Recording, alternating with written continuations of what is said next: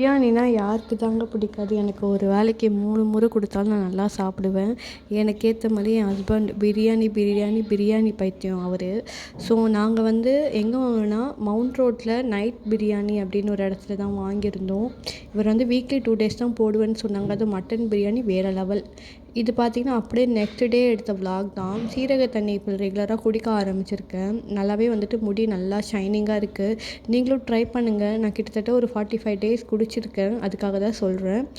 அதுக்கப்புறம் குடிச்சிட்டு morning lunch என்ன பண்ணேன்னா இட்லியும் சுட சுட சாம்பார் தாங்க இன்றைக்கி பண்ணேன். சாப்பிட்டுட்டு ஈவினிங் மேலே கேஎஃப்சி போகலான்னு சொல்லிட்டு சும்மா போயிருந்தோம். கேஎஃப்சிலாம் போய் ரொம்ப நாள் ஆச்சு. கிட்டத்தட்ட ஒரு 3 மந்த்து மேலே இருக்கும்னு நினைக்கிறேன். சரி கேஎஃப்சி போயிட்டோம்.